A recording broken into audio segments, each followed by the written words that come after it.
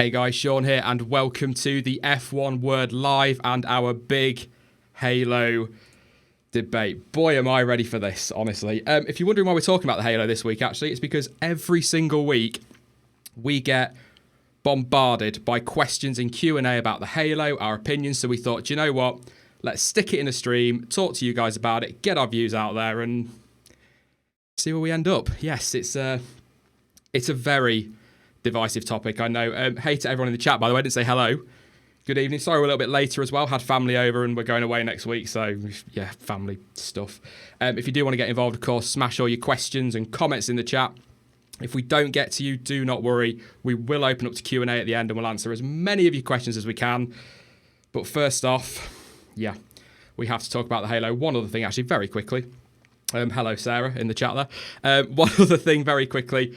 If you do subscribe and I don't shout you out, don't worry, it's just going to be kind of mid-chat and whatnot. I will remember this week, or try remember, to give you a shout out at the end of the stream. So stick around for that if you are subscribing for that today. So I have no idea what the accent was for.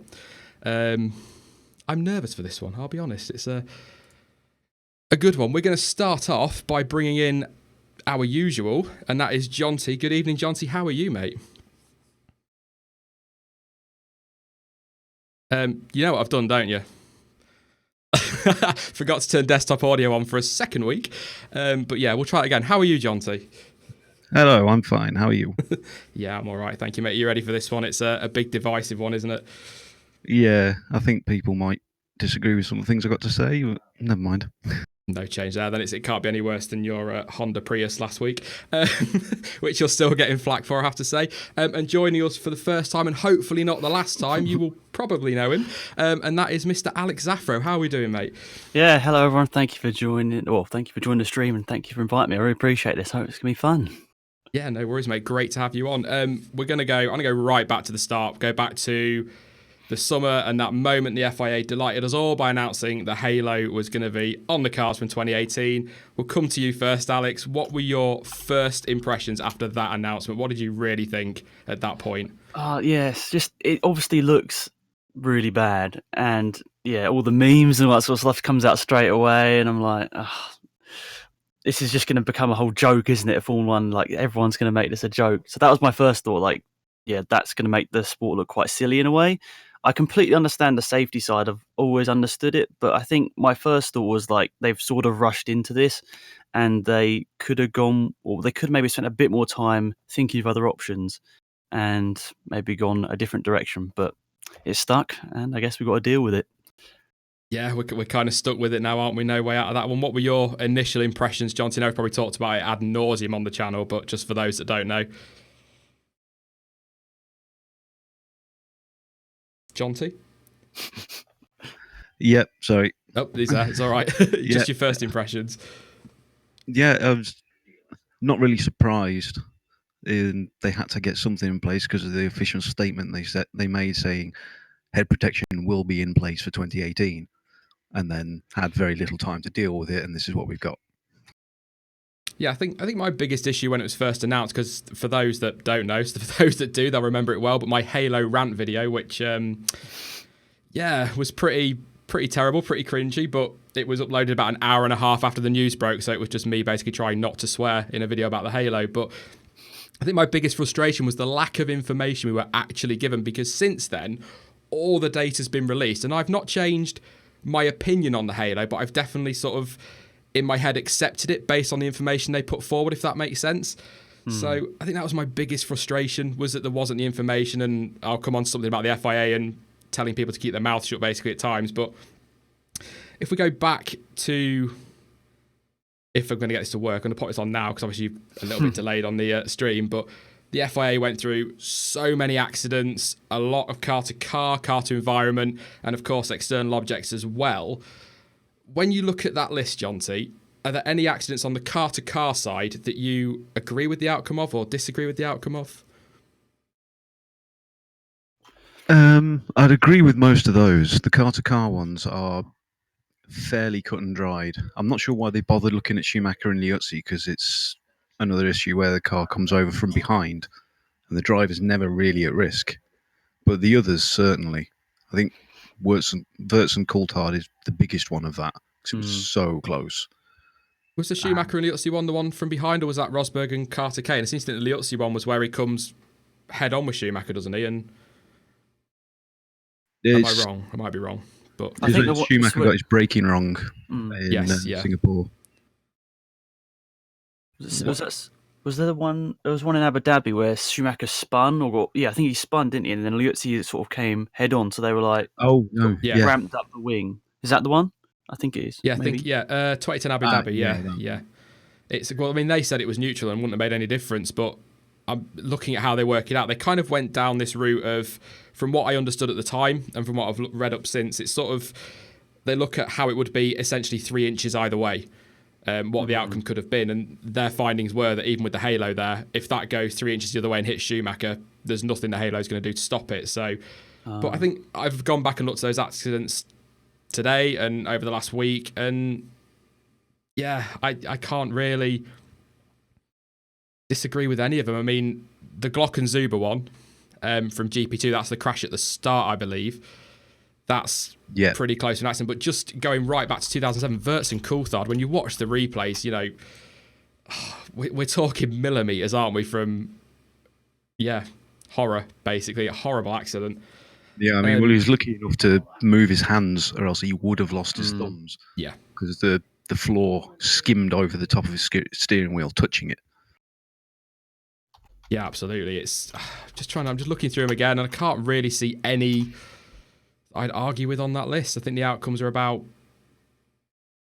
spot on. The FIA apparently know what they're talking about, so we shouldn't really argue with them, but we will.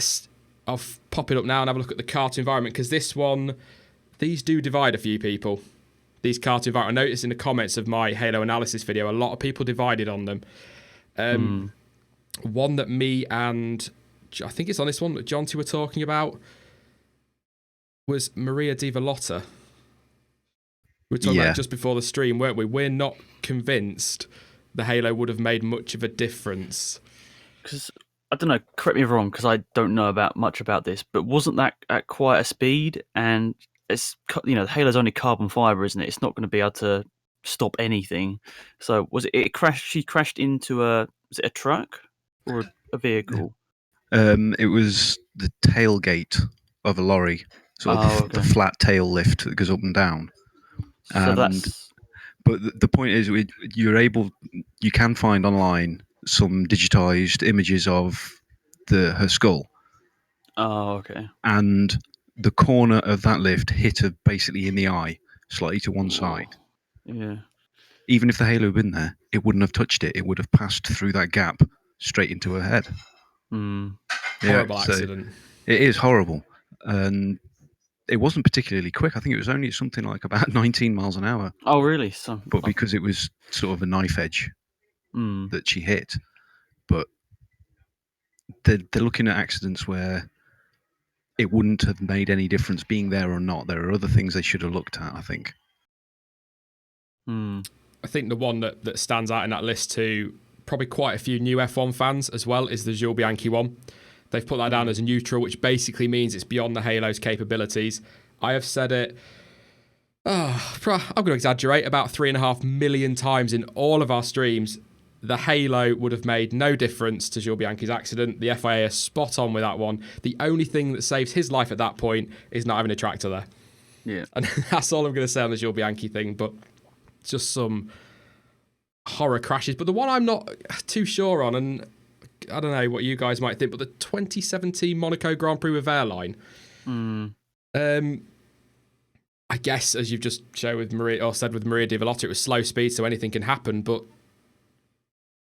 Halo's there or not, I don't see that making, unless Jenson Button decides to come into Portier at 250 miles an hour, I can't really see that being one worth looking at. I mean, to be fair, the onboard camera does show his head resting on the barrier, but I don't know. What do you think of those, Alex? Are there any on there you really disagree with, or do you think they're pretty spot on again? Yeah, I was just looking at that Verline one again. It's kind of hard to tell because the camera goes obviously into the barrier. But that, because the camera's obviously mounted a little bit above, isn't it? So does his head actually rest against the barrier in that aspect? Yeah, I think the picture that was used in the press conference, the FIA did explaining why they chose the halo. The backward shot from the camera on the front of the car showed that his head was it's only just resting on. I mean, it's I don't know. As you say, yeah. If he, unless Button, as you say, was going much quicker, that probably wasn't going to be. Monaco's not really renowned for having massive crashes in a lot of corners. I suppose there are a couple of quick ones, but yeah, as you said, probably wouldn't have made. I suppose it probably would have. I don't know. It's one of those things, isn't it? unless it was there at the time, it's so hard to tell whether it would have actually made a big difference. It is. It's difficult. It's low speed again, but freak things happen. I mean, this is the thing with the halo, and we'll talk about this a bit more in a bit, but you can put the halo in. Freak accidents are still going to happen whether you've got the halo or not. People are still going to get injured in motorsport with or without the halo. It's a dangerous sport, but we'll go on to external objects now, which is some fatalities on this list, obviously. The Henry Surtees one, there's no arguing against that. In my view, I think that's quite clear that the halo would have done something to prevent that. That's just a wheel on the head, isn't it? I mean, I was there on that day, which is really, really sad. Like to have, been there on that. I wasn't there watching it, but it's one of those sort of things where you see the helicopter go up. You're like, well, fingers crossed. Hope everything's okay. But when you see that accident, you say, if the halo was there, surely it would have made a difference. Yeah, definitely. Yeah, that would have. The Massa one divides a lot of people. I don't agree it would have made a difference. I'm no expert in anything to do with anything like this, but when I watch that, for me, that spring hits the underside of the halo and ricochets into his chest. Yeah, I agree. I do think it would have made it worse in that situation. And it's such a small thing as well, isn't it? So even if it did miss the halo, it's still probably going to hit him because it's such a small item, and I'm assuming quite a heavy item, so it's going to do some damage, whatever. Yeah, well, it was about 4 inches long, 1 inch in diameter, and weighed 1 kilogram. Ooh. And then coming at you at speed. Exactly, yeah.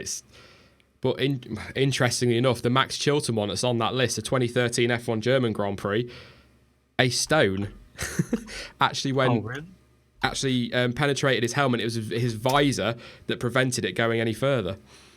It's the tiniest little thing, but it just shows how I kind of want to say how desperate they were to find reasons to put the halo into place, but I guess that's probably the wrong thing to say, but how far they were looking to try and get the halo pushed through.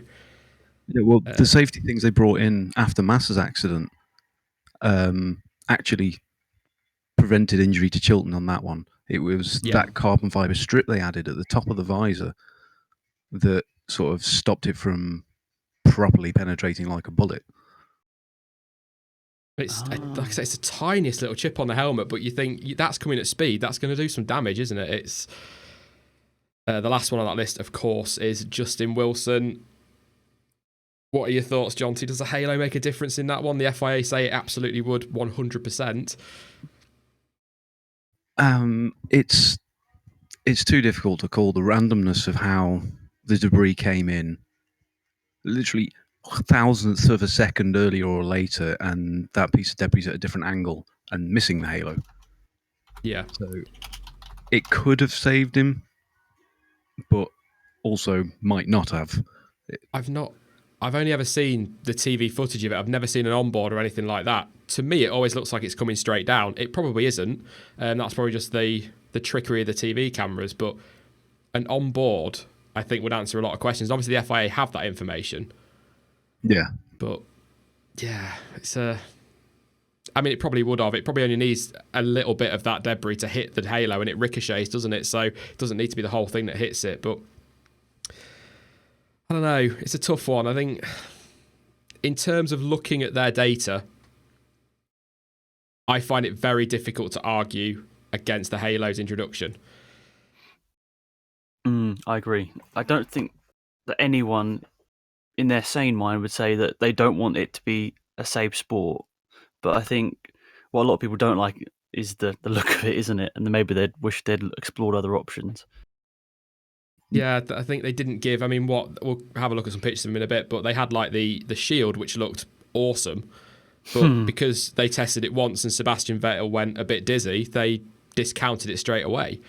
One thing I will say, not to defend the FIA as such, but they have said basically that the Halo is just a stepping stone. It is the first in a long line of getting to that not closed cockpit, but a much safer cockpit. So the Shield is still being developed. The aero screen is still being developed. It's just at the moment, because they put themselves in a corner, they've had to put the Halo on the car.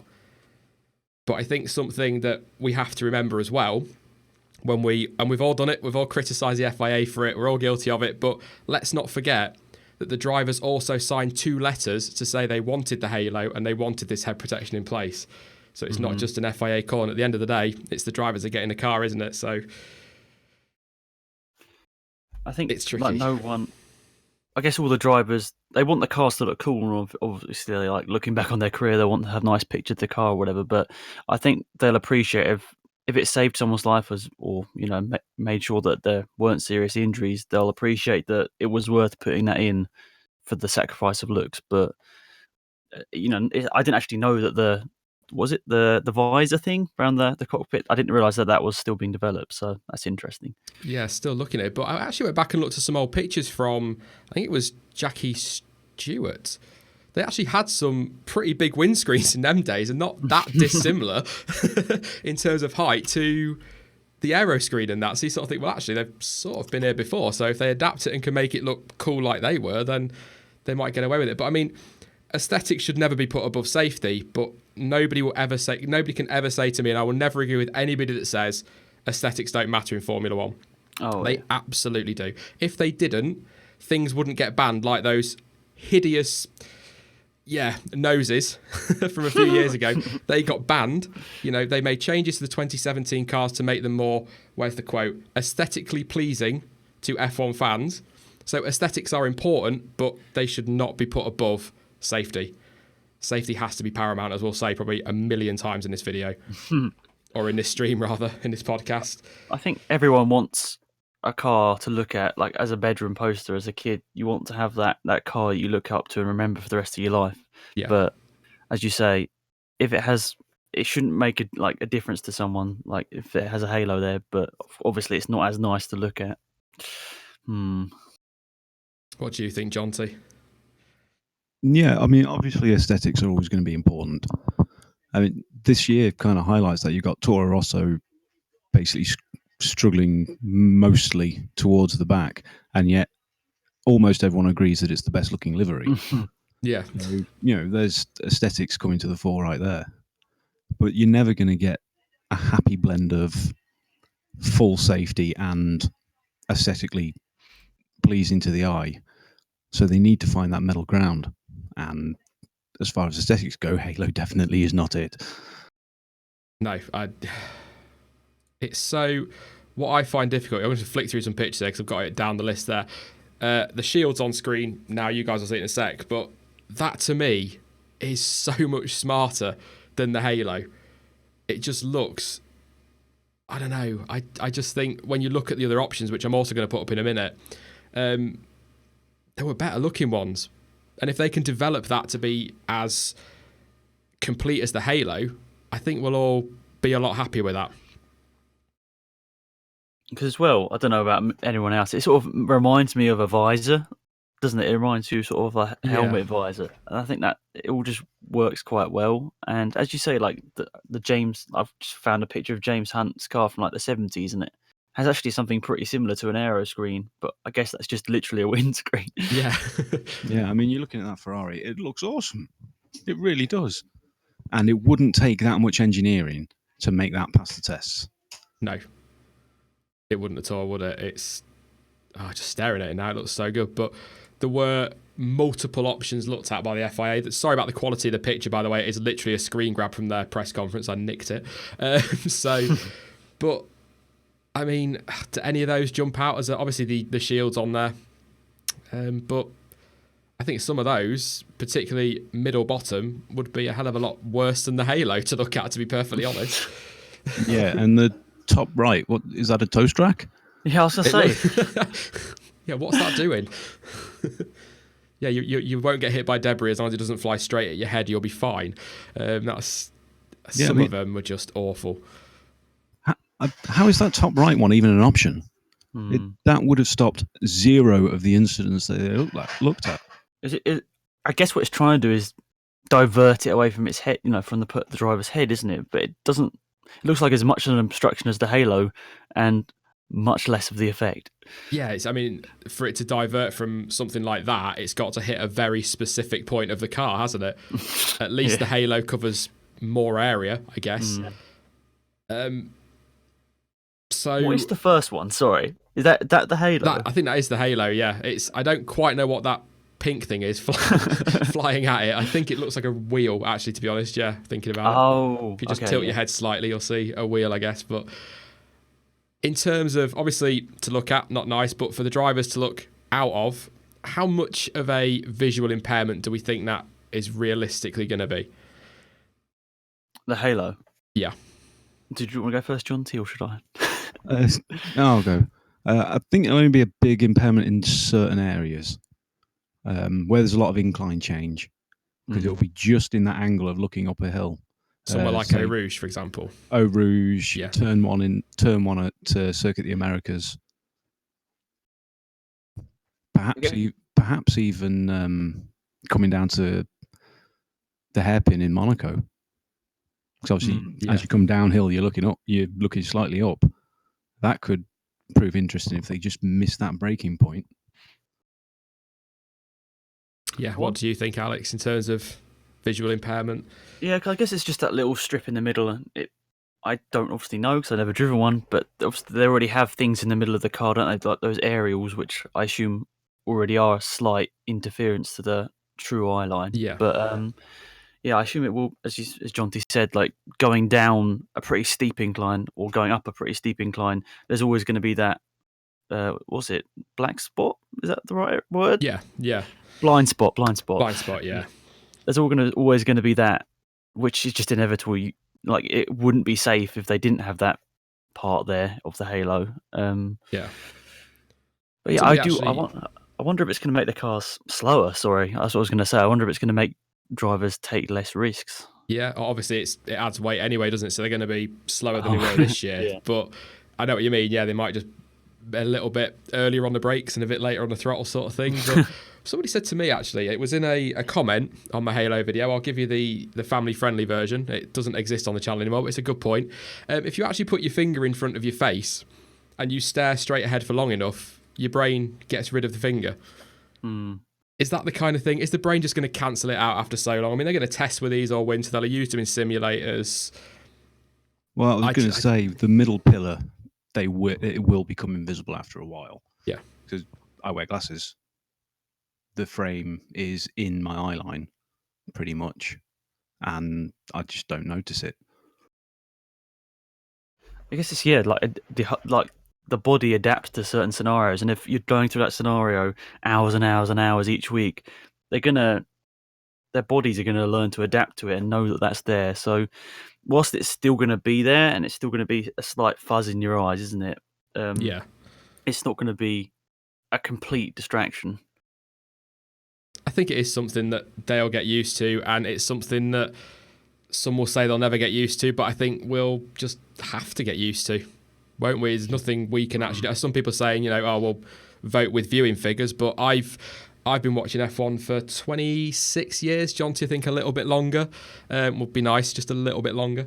But sort of 26 years, and I've watched some pretty ugly cars and pretty ugly innovations in my time, and still watched motor racing. For me, it's about what happens on track at the end of the day. So if there's good racing, which we're probably not going to get in 2018, but if it's good racing, then I can accept it and still watch the sport. But I don't have to like it looking at it. But I still think we'll get maybe a Baku incident next year, and we'll suddenly all forget about the Halo. There'll be other things to moan about. So do you think it's just something we have to get over, or do you think the FIA will listen to fans and get rid of it? Nico Hulkenberg actually did say that he reckons the Halo will be gone by the end of 2019. Do you want to go first, Jonty? We need to. Yeah, it is something that we're going to have to get over, and I'm sure that we will, because in time, I can see the aero screen being the final option after they make refinements to it, put some strengthening strips around the rim on the top so it is strong enough to take the tests. Yeah. I think that will end up being the final solution. I think as soon as they've gone to as soon as they put that device in, they're sort of legally bound now to have that in, because if they take it off and then the next race someone, maybe tragically dies because that wasn't there, they're going to have a huge amount of people asking, like, why'd you do that? So Yeah. I think there's always probably now, for the foreseeable future of Formula One, there's going to be some sort of safety device like it. Hope it it does adapt to like the aero screen, but for now, Halo. Yeah, absolutely. I mean, I'd love to see the shield. I'm not a big fan of the aero screen. It's just the Halo with glass stuck on the front of it in my mind. Oh, is it? Oh, yeah, wait. I meant the thing you were talking about. Sorry. Yeah, the aero screen's on screen now. But yeah, I'm not a big fan of that. I mean, I prefer it to the Halo because it hasn't got that pillar in the middle, but I do prefer the shield. But if the FIA are as concerned about head protection as they say they are, why haven't they just closed the cockpit completely? Because they're talking about, this wouldn't have made much of a difference, that would have made a difference. One thing that would have saved most people in all of those accidents, or in most of those accidents, would have been a closed cockpit. Why haven't they just put a jet fighter style canopy over it and we're done, Jonty? What? I don't get it. And they have been developing the jet fighter style canopies for a long time. Because people would then be going on about the extraction of the driver, regardless of whether they're still attached to their seat, which is part of the regulations, has been for a while. Just any way that the driver can't get out by themselves can't really be allowed. Yeah.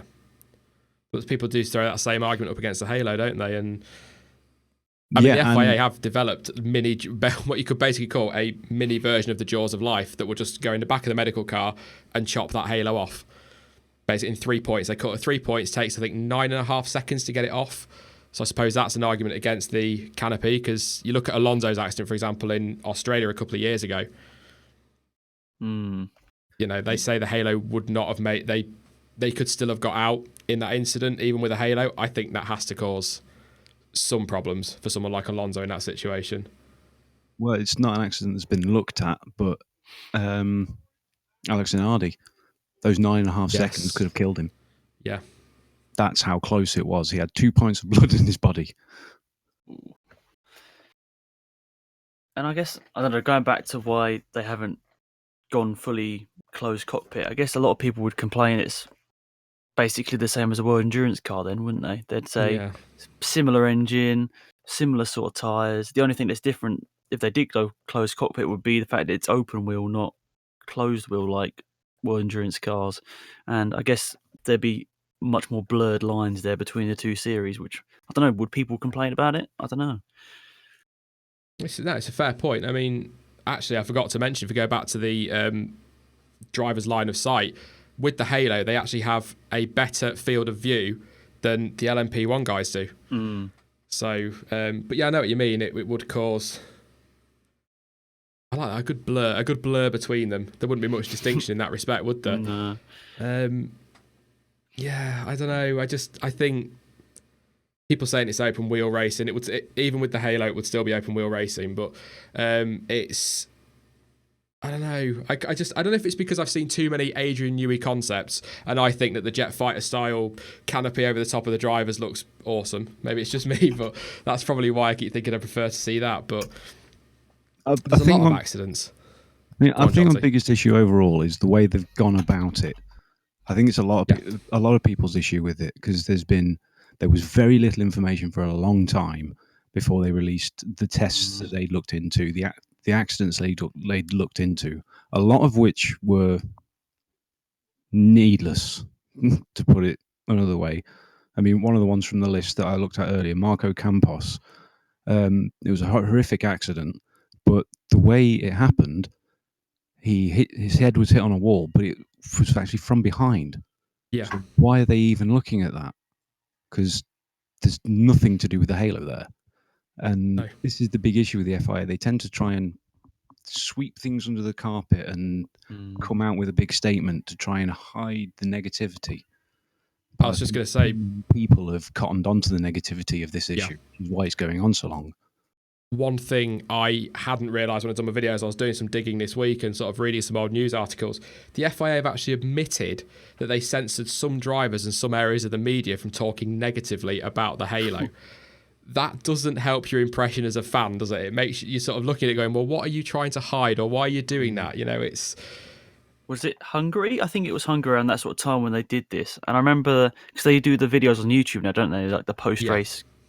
Yeah. And yeah, half of them were obviously talking negatively about it. Half of them were positive, and literally everyone was positive. And it's like, that seems so shady. Like, I would rather they were just upfront about it. Like everything in life, I'd rather people were upfront about it and just like say, we're doing this and this is why we're doing it.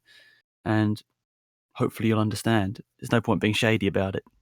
Yeah, because exactly like we say, you know, the safety side, a lot, you know, even the biggest doubters of the Halo would say, you know, all right, fine, it would have made a difference here, it would have made a difference there. You can't really argue with the safety. But when we look at the arguments for and against the Halo, can we, going back right to the start of the video, can we really throw the debate up that it looks ugly, so it shouldn't be on the car? We can't, can we? I'm never going to be able to agree with that. No, I couldn't say that. It is just one of those things. I think there are a lot of people also say as well, I don't know if you've come across it, Alex, or at all on your channel or anyone you've spoken to, but a lot of people do say, you know, I will be sold on the Halo when it saves a life. Oh, that's not a nice way to think about it. Oh, I don't know. Because the argument then is that what if the Halo's not there and you know it's going to kill somebody? I don't know. From my experience, I think 99% of the people that hate the Halo hate just because of the way it looks. Well, maybe even 100%. To be honest, I don't think anyone realistically wants F1 to be not safe, if that makes any sense. Yeah. So, yeah, it's just the style of it. And maybe, I mean, I've got my fingers crossed. Hopefully when the first cars get released in the next couple of weeks, we'll actually, you know, get it incorporated with the livery and all that sort of stuff. And it might not look great, but it might look 10 times better than when it's just, you know, black carbon fibre. Yeah, that's it. As long as I don't paint it yellow for the championship leader. if they do that, I'll just know. Because we're just one step away then from strapping balloons on to celebrate people's birthdays, aren't we?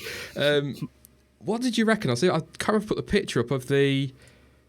I bet I didn't. Oh no, I didn't. Don't matter. I think it's on the thumbnail. Actually, I'll go right back to the thumbnail. Bear with.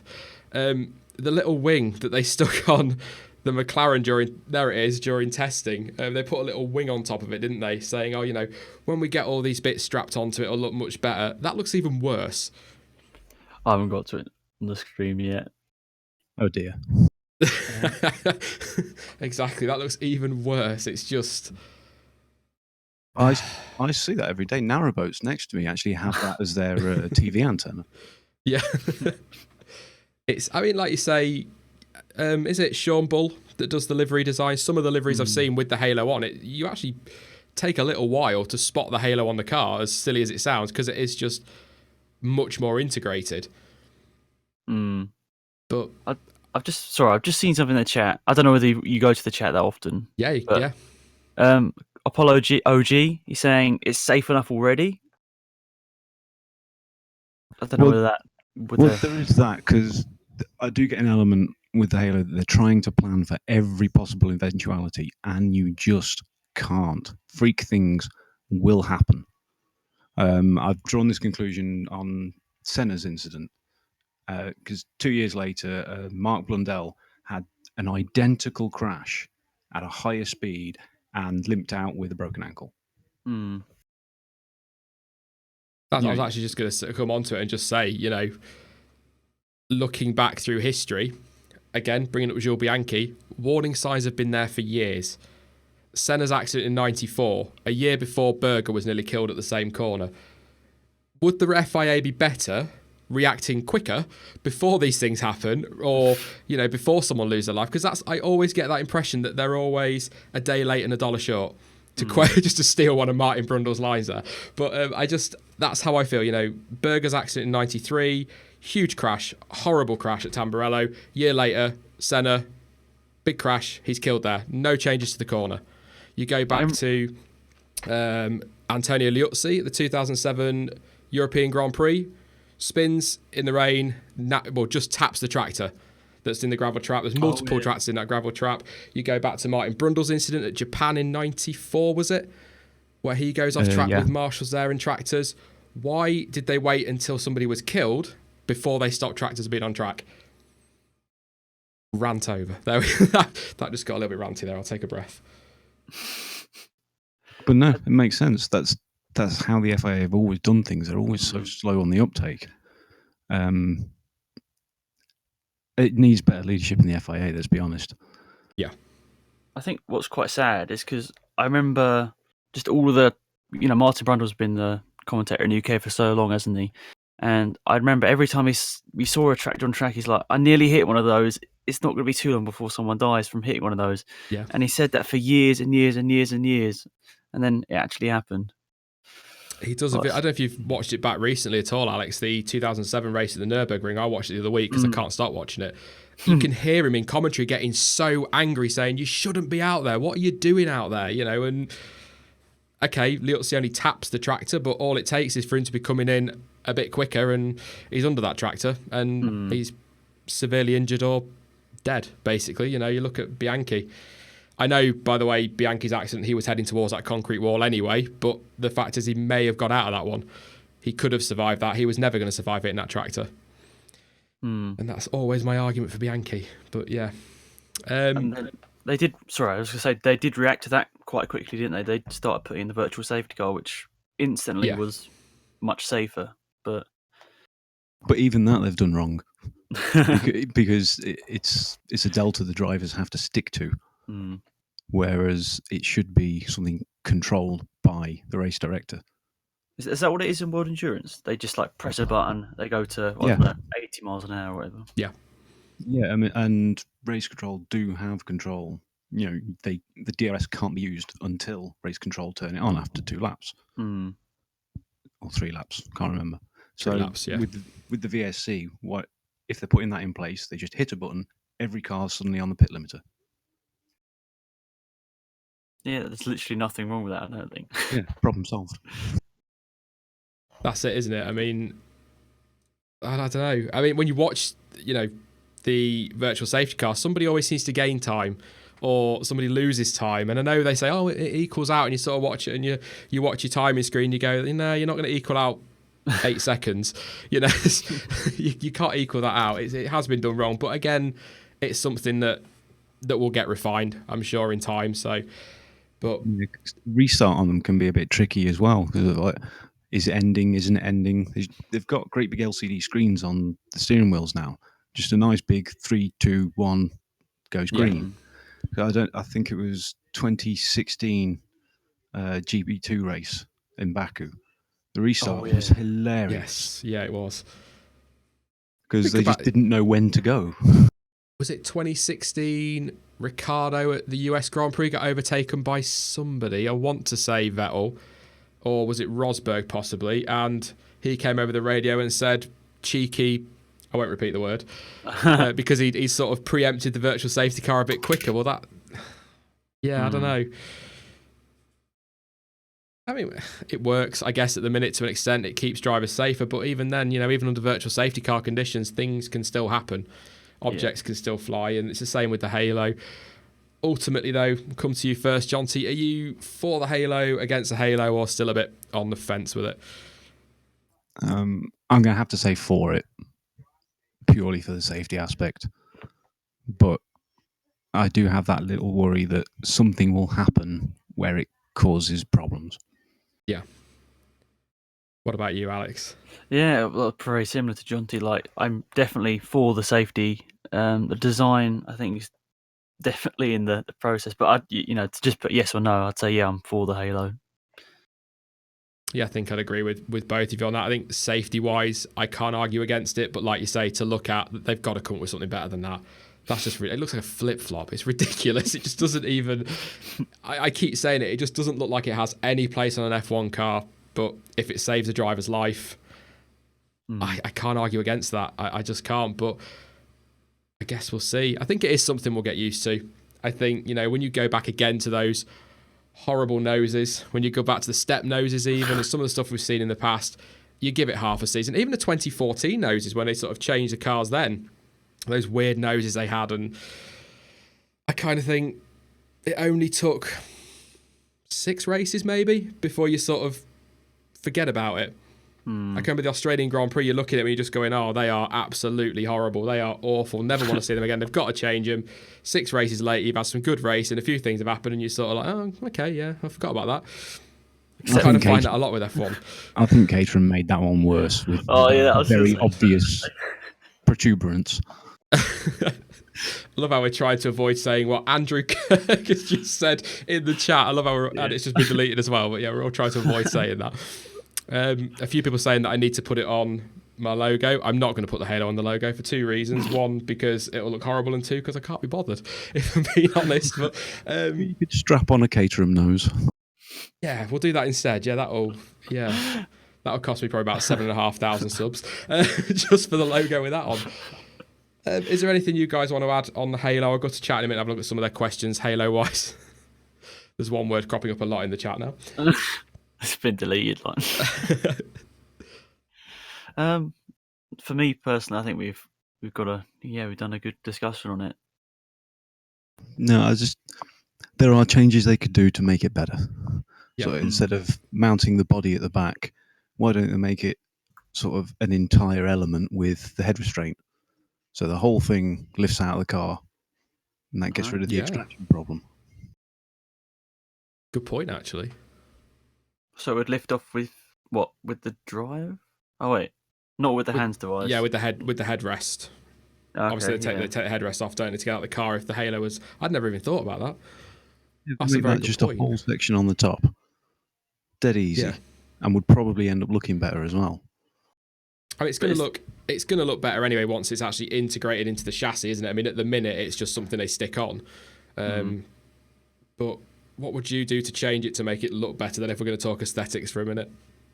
Alex? Put you on the spot there, why not? I don't know how it can really honestly be made to look a lot better, because I assume there's perimeters where certain zones have to be a certain width, diameter. So I assume the only thing that's going to save it in a lot of ways is delivery. I mean, as you said, the Sean Ball deliveries and a couple of the guys that do deliveries, once it's blended in, it can actually look quite cool, especially from the side. But in terms of the actual thing, I don't know. I don't think it can be made to look that much better. There's not a lot you can do from the T camera position either, is there? Yeah. Anything you do apart from what you said, Jonty, just to make it look a bit better, other than throw it away? I'll tell you, one thing I would do is stick a small camera on that pillar. Yeah. So you get proper driver's eye view. That'd be good. That would be good, yeah, actually. Get a little bonus out of it so we can see what it's really like to go through Eau Rouge at 200. With a blocked view. 1 week, just 1 week, Jonty. We may well get through a stream without Boris Flippin Johnson coming up. You'll have to ask Eggman if you want to know if the Halo will be on the Boris Johnson F1 car for 2018. It's a long story, Alex. Don't. Yeah, I won't. Yeah, it's on Discord somewhere if you want to go find it. But yeah, it's one of those. I don't think there's anything we can add really. I mean, like I said at the start, to argue aesthetics, you can't if it saves a driver's life. I understand that they are important for the sport, but I'd rather see 20 drivers out there start a race and 20 drivers come away from that Grand Prix alive. If I'm being completely blunt about it. I totally agree, yeah. I was just, now you're talking about cameras, this has gone a bit off topic. I don't know whether you want me to say this, but I wonder what they're going to do with the T camera especially. Is that just going to become useless or not really? Well, I don't want too much footage from it based on Sebastian Vettel's onboard from, I can't remember what it was now actually, his onboard shots. It was horrible. Looked even worse from the T-cam position than it did from the front of the car. Can they mount a camera on it somewhere? Maybe on top of the Halo rather than... that'll look even worse, Sean. Don't even go there. Well, I'm actually thinking out the box now. They could have a small camera facing inwards towards the driver. Oh, that'd be great for races like Singapore, wouldn't it? Well, no, I was thinking that means they can see where the driver's looking during an incident. Yeah. Things like Baku. Give more idea of their intent. Yeah. Same people that purposely cause accidents. Thank God Maldonado's not in the sport anymore. That's all we'll say in that one. Yeah, I think we've said all we can on the Halo. We're just going to end up repeating ourselves for another 10 or so minutes. So I will pop my awesome graphic on, which took me literally seconds to make, for Q&A. So if you've got any questions, guys, smash them in the chat and we'll get to this where the chat goes crazy and I can't keep up. I just want to say, actually, before going any further, we were talking before we came on, Alex asked about sort of our reach. I just want to say we currently have 205 people watching. So thank you so much, guys. It's and I said guys, that's how much I appreciate that. It's absolutely awesome. So thank you for coming along. That's brilliant. It's a record, I think, isn't it, Jonty? We actually hit 212 earlier. Did we? 212. Yeah. Is that for the Halo, or should we give Alex all the credit? No, it's for Halo. Yeah. I have just had a random thought, though. I know what would like to happen with the Halo. I'd like someone to get Crocs as a title sponsor and then paint the car as a flip-flop. That'd be brilliant. Oh dear, that's Haas sorted for next year then. They're literally begging for a sponsor, weren't they, yesterday? Yeah. Who have we got? Let's have a question. The Halo, is it for F2 and F3? It's in F2 next year, isn't it? And then Formula E from the next Formula E season. But in terms of going down to the lower series, I seem to recall Charlie Whiting said in that press conference, it's something like it takes around 8 years to get things funneled down to the lower series. So like the really low series are still running on 2010 F1 safety at the minute. So it does take a while for it to filter down, because obviously they don't get a new car every year, do they, like F1 do? So it is on the F2 cars for next year, and it will be on. Fraser Peak says a GoPro. Stick a GoPro. Yeah, why not? On the top of the Halo. Be a laugh, wouldn't it? What's the Halo rush too much? Alex? Yes. Do I need to go in depth? No, that's fine. I'd definitely say it was. I think they like needed a decision by like a certain point, I guess, in their mind, and they were like, "Oh, these options may be a little bit iffy. This one's probably right now the best, so we'll follow that one for now. We'll come back to these at a later date." But I think they just wanted an answer by a certain point. So yeah, I'd say a bit rushed. Well, I've got you here, Alex. Big Nintendo fan, aka Forever Vettel. That's his full name. Says, will the F1 2017 game ever be fixed? I'm going to say probably not. I doubt. I haven't played it in like a month, so I honestly don't know what's going on. I couldn't tell you the last time I played it. To be fair, since the channel started blowing up, I've not had time, if I'm being honest. But yeah. Do you guys think after a few races, if the Halo becomes problematic, will they reconsider their options or not? That's from the Apollo OG. Jonty.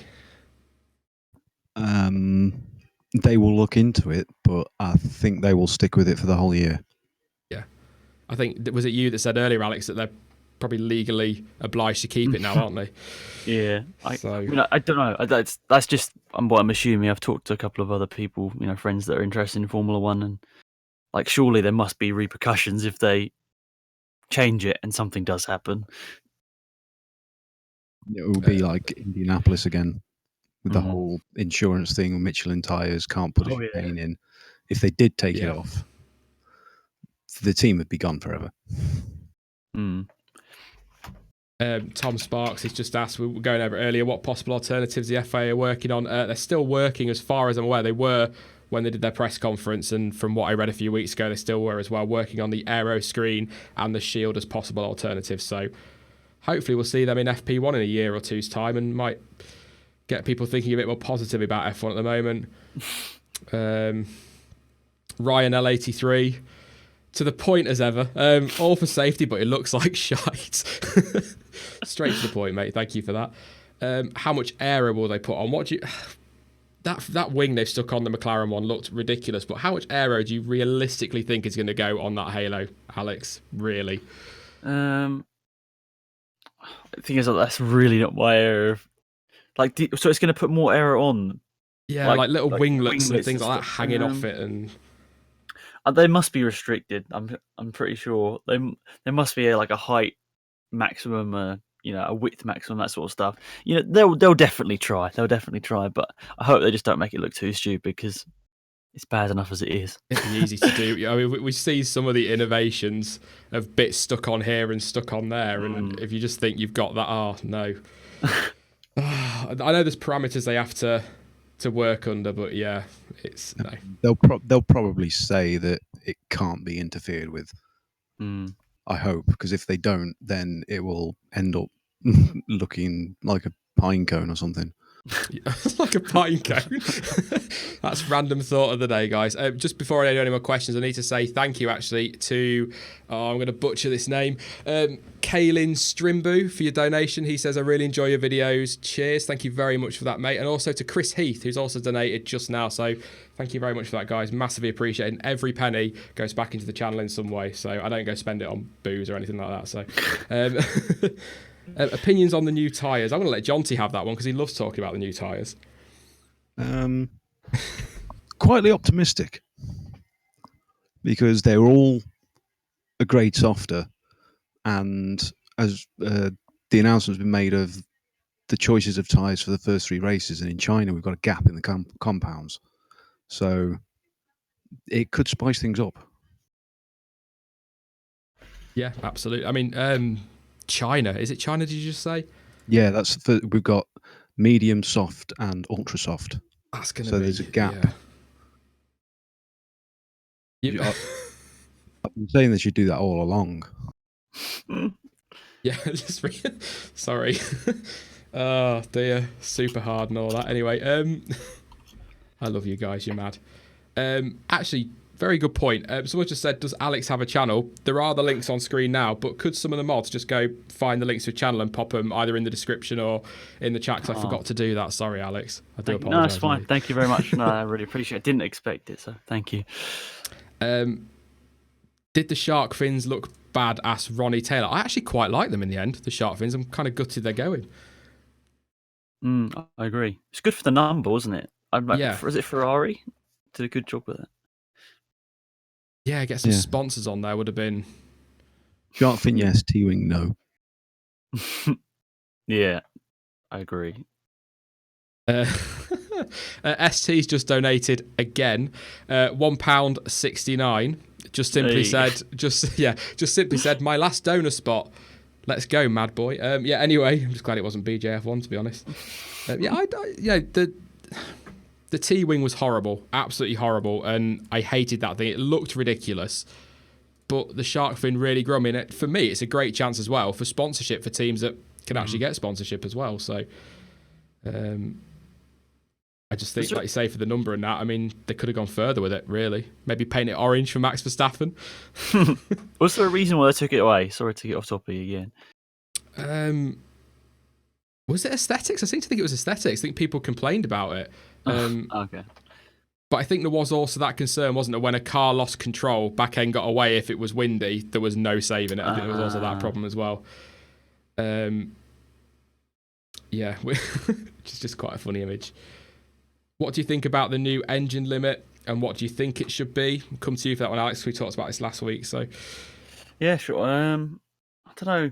I understand the cost controls, but someone like Honda, who we want them to be competitive, they're just they're a bit of a meme right now. But we want them to be competitive, and by having this restriction, it obviously really limits them. And last year was a joke, wasn't it, with the penalties and that sort of stuff. So, but it sounds like they've sort of worked on those penalties for next year. So it's still going to be an absolute mess, I think, especially for them. But I would say it probably should. Is it 2, 3 for next year?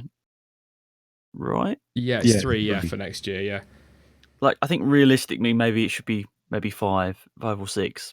But then I suppose you get into the thing where someone like Mercedes can abuse that and just run away with it. So, I mean, we've sort of talked about it before, and the cost-cutting thing is a good point, but I still think it's got to cost more to develop 3 races to last 3 engines, to last 21 races than it has to develop a bog standard V10 disposable engine like we used to have. I mean, I do debate how cost-effective it is, but obviously they have the figures, we don't. So,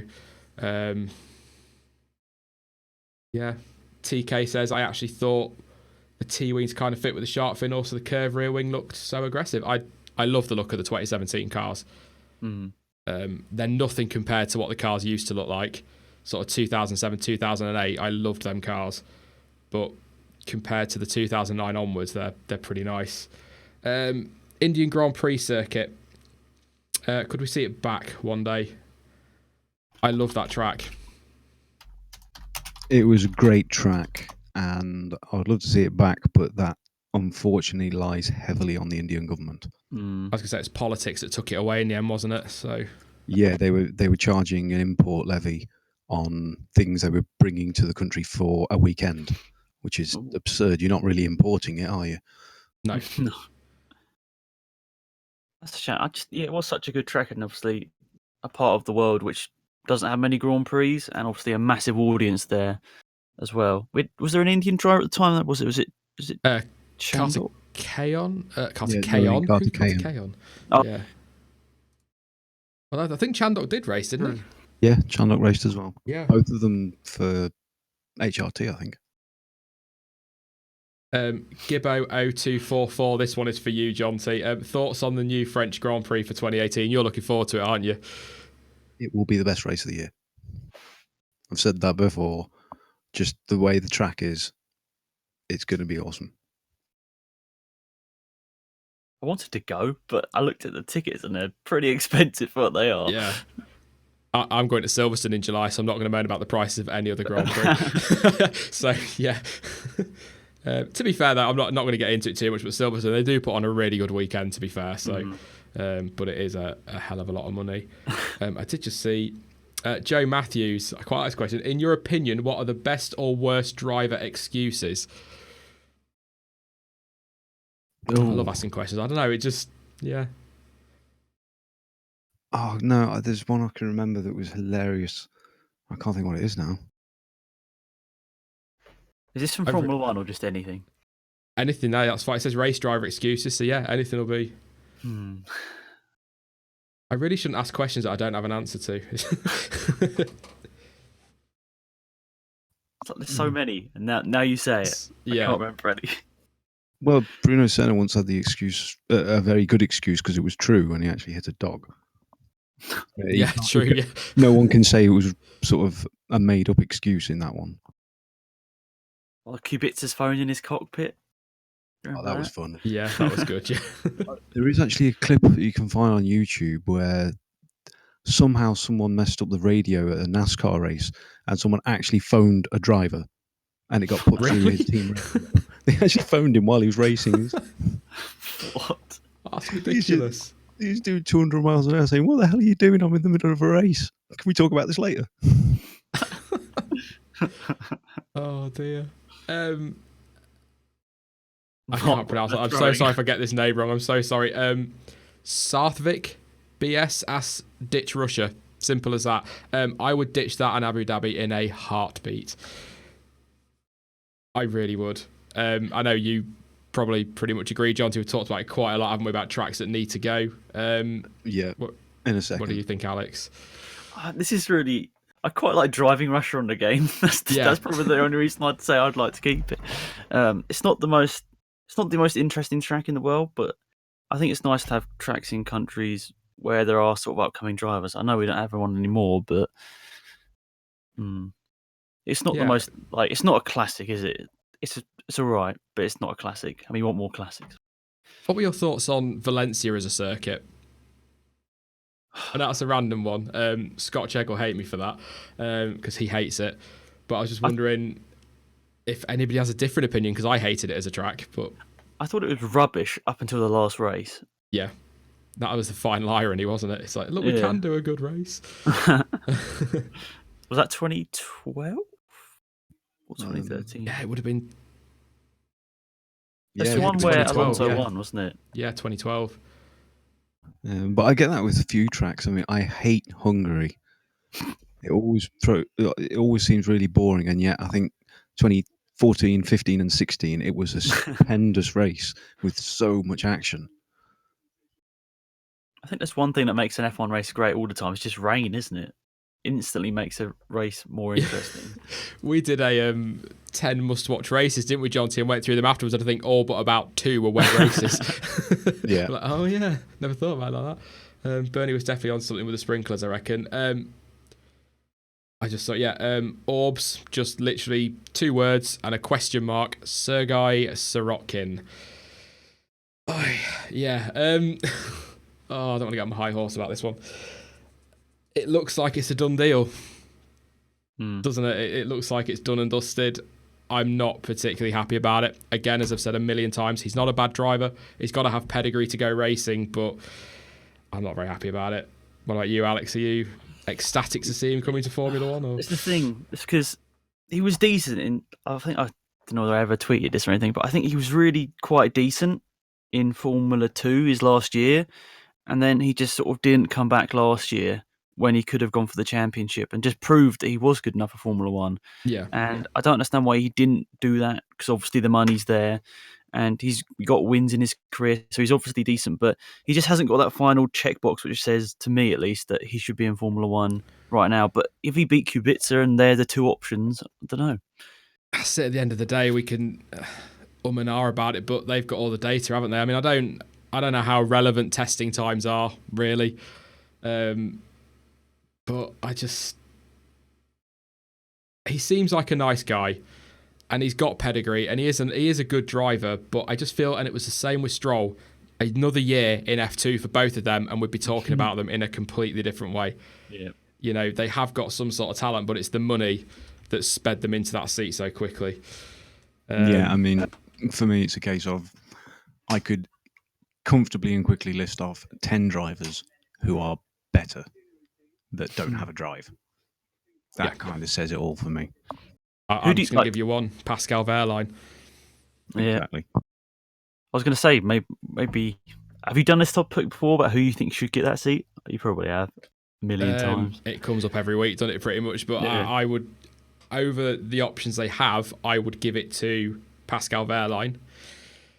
But if Oliver Rowland is in talks for that third seat, I would put him in over Sirotkin. Yeah. And give Sirotkin the reserve role if they are the two options. Yeah, and also you got to think, I'm going to guess a lot of Sirotkin's money is coming from Russian sponsorship. So why not Markelov? Yeah. Or Kvyat. I like Kvyat. I know. I noticed, mate. I do like Kvyat. I just think he... it just went all wrong. It just went all wrong in, a year and a half, and it's like, is that repairable? I've always felt so sorry for him, because I just feel like he got such a kicking from Red Bull. You know, imagine being promoted from the junior team, you're replacing a 4-time world champion, it's your moment, and you beat your teammate in your first season, and everyone's going, he's done all right, he's had a few moments, and then he has a podium in China, and he's all looking great, and then he makes a mistake in Russia, and they're like, nope, you got to go. And he never recovered, did he? And I just felt so sorry for him. I really did. But as we saw with drivers like Jev, Al-Jaswari, Buemi, they'll not come back now. He's gone, unfortunately, from F1. They don't generally come back. But to be honest, though, somebody asked me the other day about the Red Bull driver program if Honda bought Toro Rosso, and it got me thinking, who is there now? It's not as strong as it was in the Red Bull driver program, is it? There was Nico Kari, but then he got sacked out of that. There's the British guy. Was it won the Autosport award? Dan Ticktum, was it? Yeah. I think he's the only one I can name off. Yeah. And he's the only one at like any sort of senior level, if there is such a thing. Yeah. Yeah, well, he's another one that kind of highlights the situation with Kvyat, because Daniel Ticktum had some very big controversy early on in his career through his own very, very stupid actions, and he's come back from a lengthy ban to be a quick driver, a very capable and respectful driver. Yeah. You know, he turned it around from the big kick up the bum that he got. Kvyat didn't.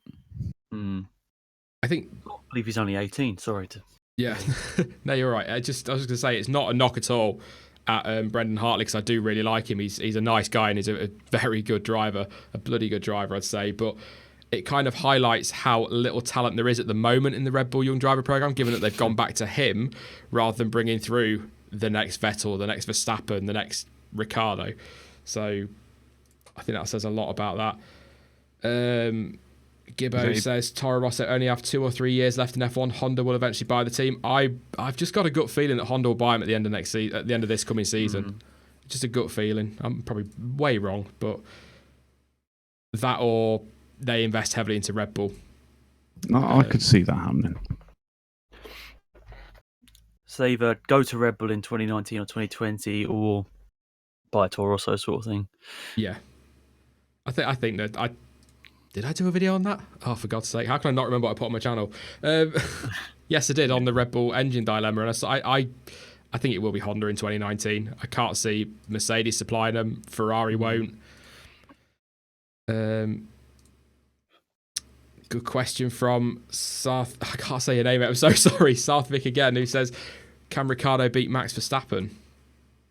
He has done. So, in terms of titles, no, dare I say, but I'd say not next year. I think this coming season, I think Max is going to take another step forward.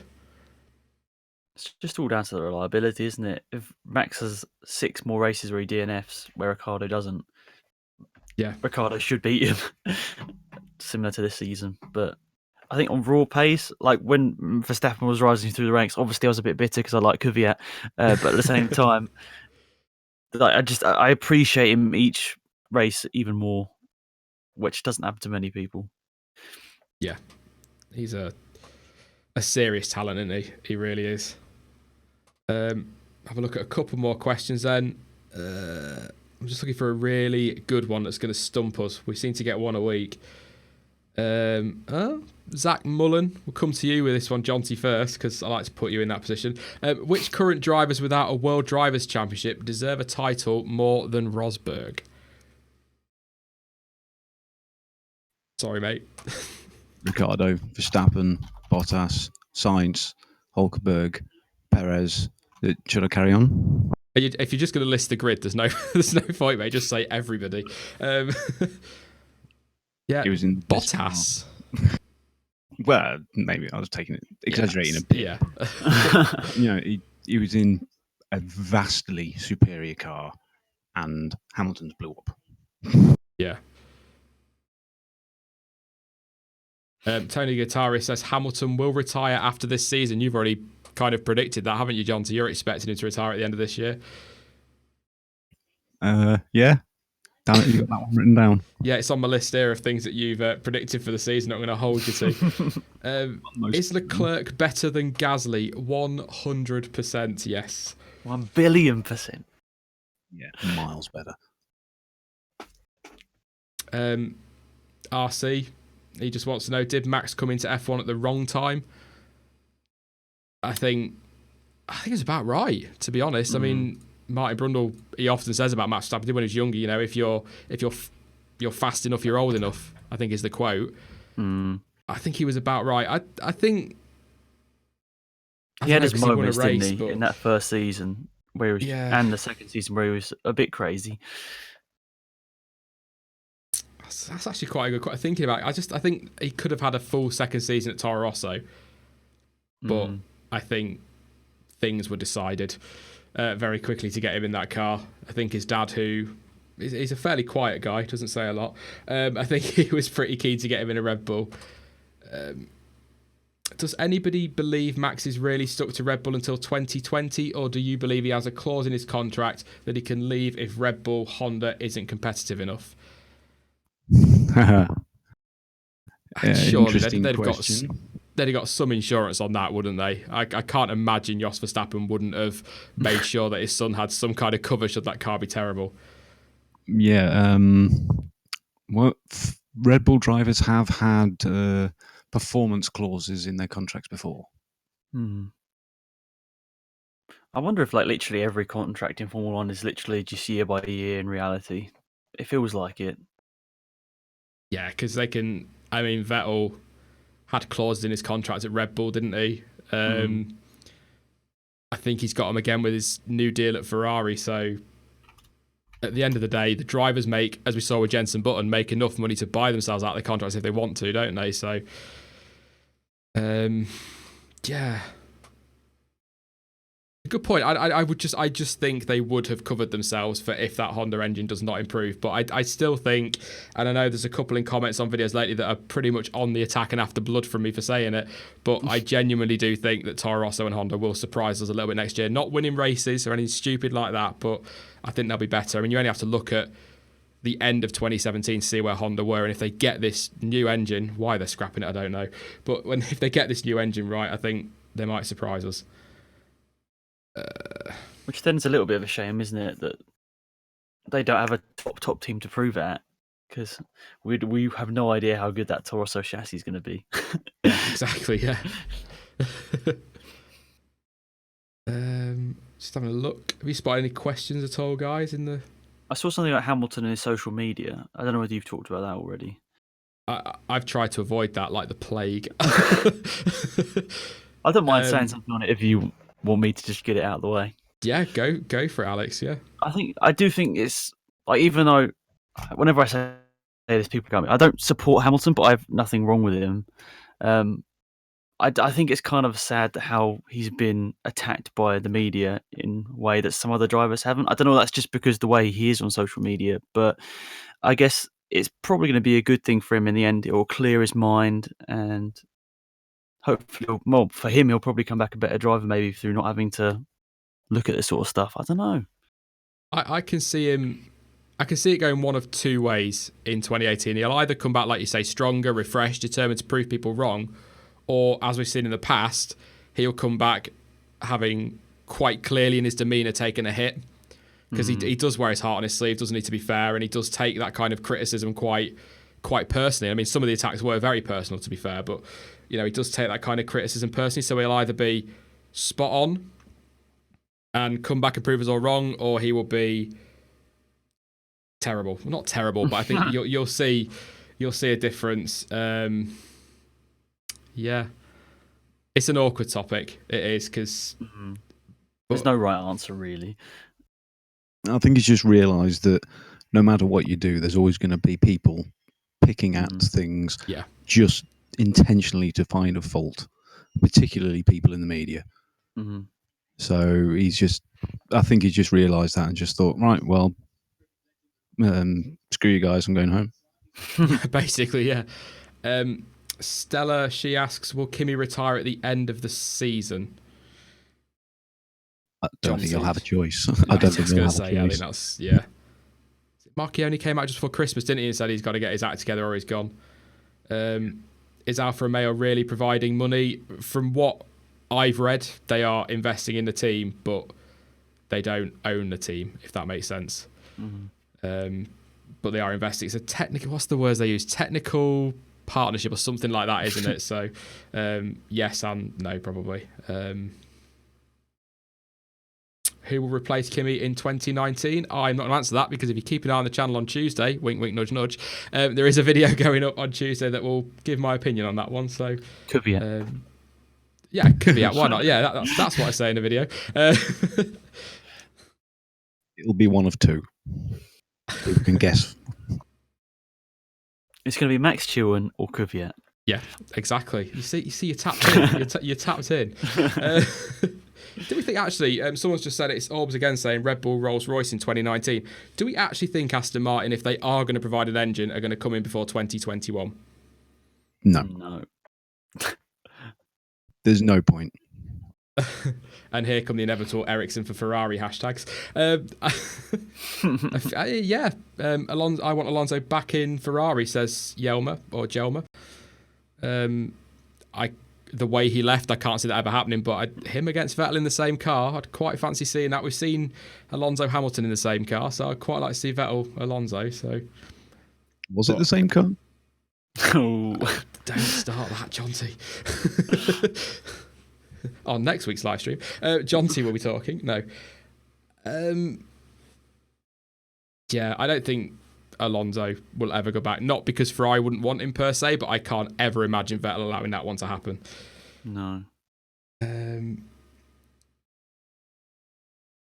Is Stoffel Van Dorn too underrated? I think he might be slightly overrated.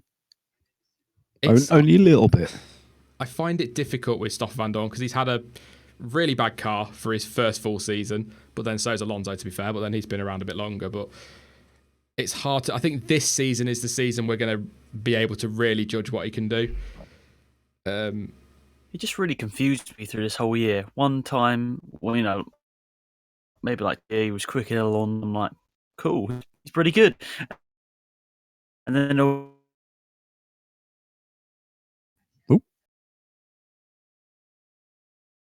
I think. Have we lost Alex? I'm I here. think you went a bit roboty. That's all, mate. Oh, bit. Sorry. Can you still hear me? Yeah, we can still hear you. Okay. I'll take a couple more then, guys. TK says, TK asks, is Ocon slightly overrated?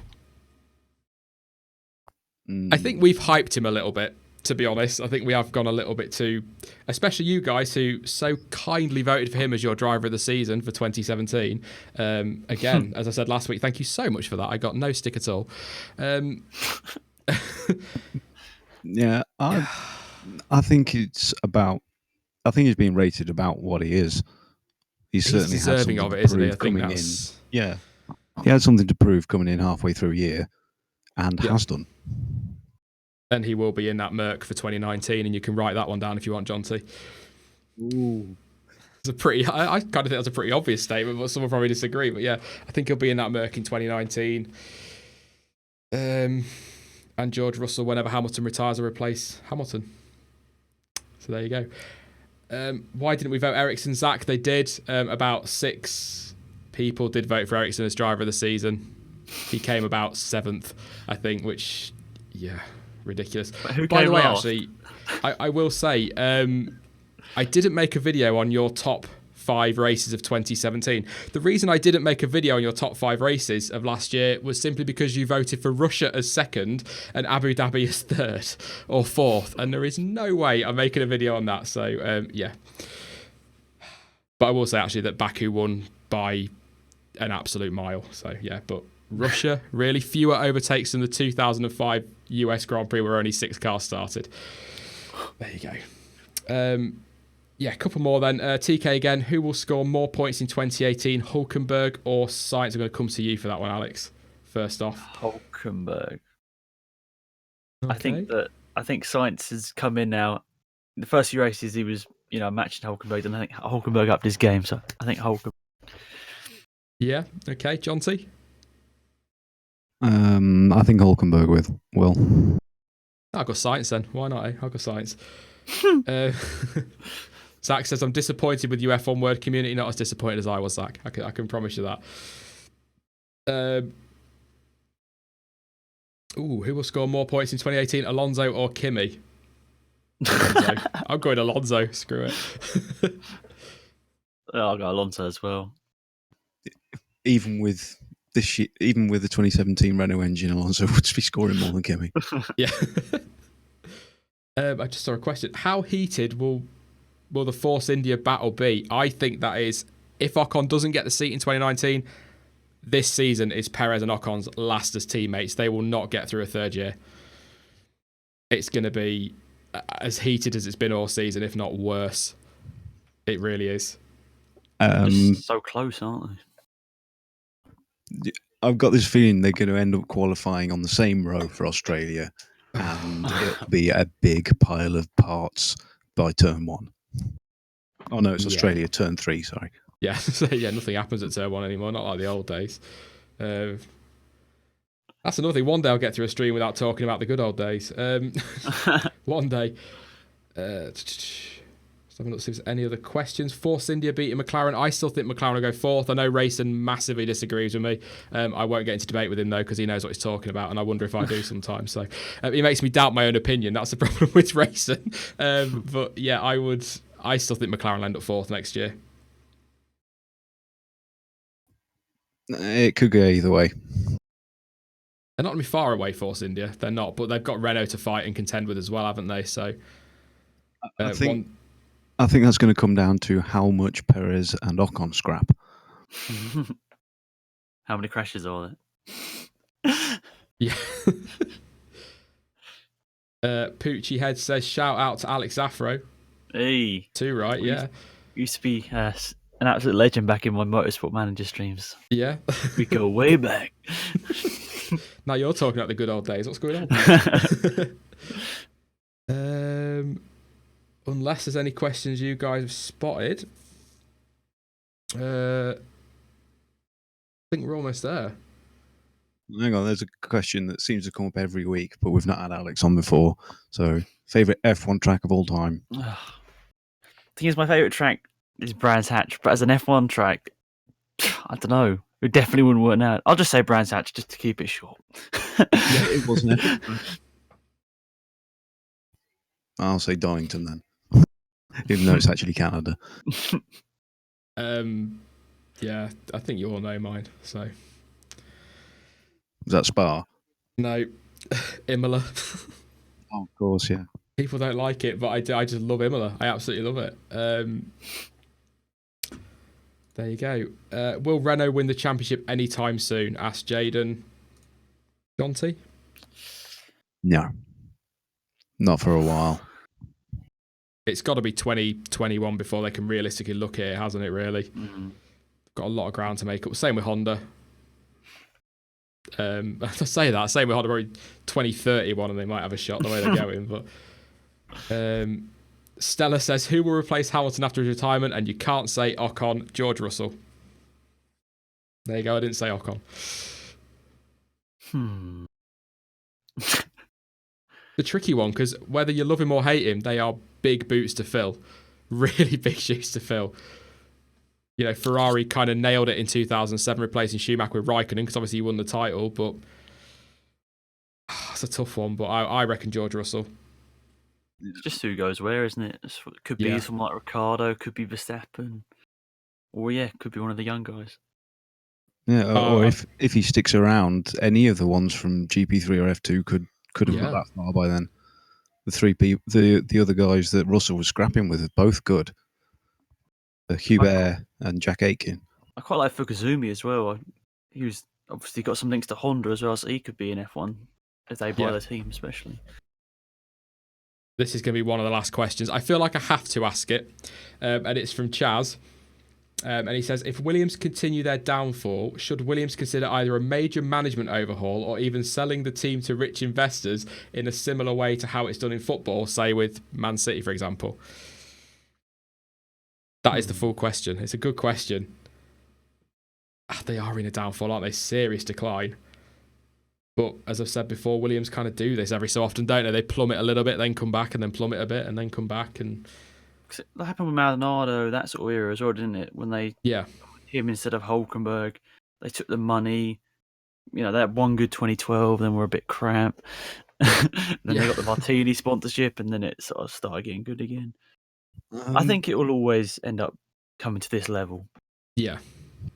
Do you think it's endemic that it's now a business person running the team as opposed to a former driver? It could be. It's like you said, that's the same with football. They're becoming businesses rather than teams, aren't they? And it's about the money. But at the end of the day, the money's there in F1. Teams shouldn't need to take on paid drivers. There is 70 to 80 million dollars a year that get given to a team just for arriving for seasons, that if split between all the teams would make a huge difference. If you then throw in, for example, the 10 million that gets given to Williams as a bonus, you know, you're looking at nearly $100 million that could easily get put back. Well, that's 10 million into the teams. Exactly. You know, and a team like Sauber, as just Sauber, that's a huge difference. I've just gone through all my stuff and I've just come up with the entry fees for teams in 2017 on money, just before I get too ranty about it. It costs the teams $516,128 each to enter as a baseline, and then it is $6,194 per championship point for the champions and $5,161 for every other team per point. For Mercedes to enter this year, it cost them $5.2 million. It only cost Ferrari $2.5 million. And if you think that 80 million comes from the FIA, it's cost them nothing, whereas Sauber still had to fork out $500,000. That's my problem with F1's money, is not that teams are having to take paid drivers and take investment because they're not getting the money, but the money's there to be given, if that makes sense. That's my biggest frustration with the whole Williams thing. That it's not split up properly? Is that what you're saying? Yeah, I think if you look at, say, again, football, the Premier League, the prize money's divided up for the position you finish in, isn't it? So you get X amount for the position. I know they do that in F1, but it should be a bigger pot. Ferrari should not be getting more prize money or more money than the team that wins the championship for finishing third. Just for being Ferrari, yeah. I know. They shouldn't be getting that. And if you divide that up, like we're saying, 100 million between 10 teams is $10 million each. It's a lot of money for a team like Sauber. So, yeah, that's my biggest frustration. I don't know if I wandered off from Chaz's topic, but I kind of tried to stick around it, but then I got into another rant. I think we are going to leave it there, though, guys. Just check if we have a look through between the three of us, see if there's anything that we want to grab from the comments. Anthony Harvey, no, the safety car won't change because it still has to carry some elements of safety equipment. Yeah, there isn't much room for luggage in that.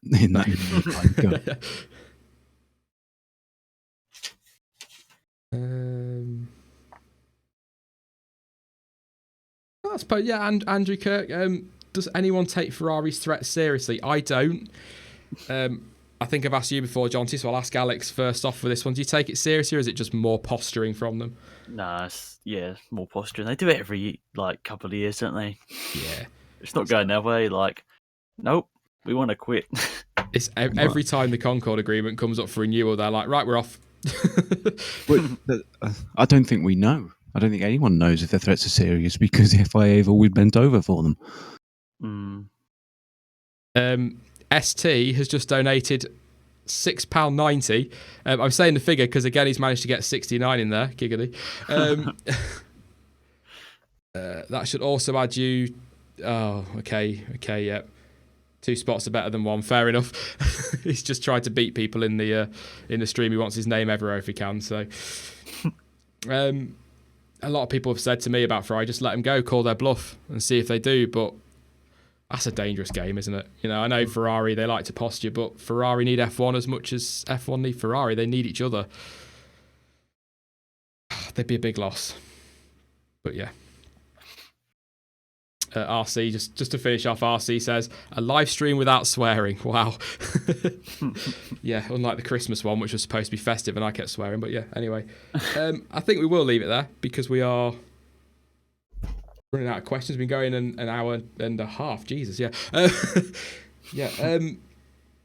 Thank you very much, guys, for coming on. It's been awesome having you here. Yeah, thank you. Always good being on. And good to have another new voice. Yeah, hopefully again sometime. I'm going to put you on a spot. Yeah, maybe one day you'll come on again. I definitely hope so. Yeah, thank you for inviting me. Yeah, no worries. If you don't, it's up to you. If you want to hang about in the engineers chat, I'll hang about in the engineers chat and I'll come on after I finish the stream and just say thanks and whatnot then. So it's up to you guys. But yeah, thank you. It's been awesome. All right, see everyone soon. Cheers, guys. Yeah, bye, guys. Right, so yeah, again, massive thank yous to Alex for coming on. Awesome. He's a YouTuber I've been watching for years, so it's great to get him on. Same with Ryan a few weeks ago as well. It was awesome to have him on. And thanks as ever to Jonty for his opinions. I do need to go through because I forgot to do it last week because I'm an idiot and I do apologise for that. But I'm just going to go and find. So from the last hour, we've had Indian Mapper, Andrew Kirk or Kirch, I hope I said that right. Sorry for butchering these, by the way. Orbs 2 Radium 226, Yankee Pappers, Mario Yaramaz, sorry, Formula Ren. Thank you so much for your subscriptions, guys. Absolutely means the world. We are well on the road to 10k, so let's see if we can get there before the season start. That'll be absolutely amazing. I am going away this week, but there is still content coming on the channel, but I will be back Friday night, so I will be on Discord, I will be around on Twitter, I will be around on YouTube. I will try and interact as best I can, but I'm going to be staying in a forest for a week where the internet hasn't been invented, so it's not likely. But yeah, hi Cooper VH, I'm guessing you've just joined. I'm so sorry, mate. I'm just finishing off. It's, again, been a brilliant stream. Thank you to everyone that's tuned in. 216, I think Jonty said, a record. Fantastic to have you on. Any ideas for the stream next Sunday, let me know in Discord or anywhere like that, and I will absolutely take them on board, and we'll hopefully do more of these with other YouTubers. Hopefully Alex again, and obviously Jonty will be back as well. So again, I keep saying thank you, but I just can't say enough at the minute. It's been absolutely awesome. This last 6 months has been fantastic, and to interact with you all is just brilliant. Thank you. Just come through. Plastic in ePuppet. Thanks for your subscription, mate. But I'm going to go, guys. Thank you so much. Again, I keep saying it, but as ever, thank you for watching. I've been Sean. This has been the F1 Word, and until next time, goodbye.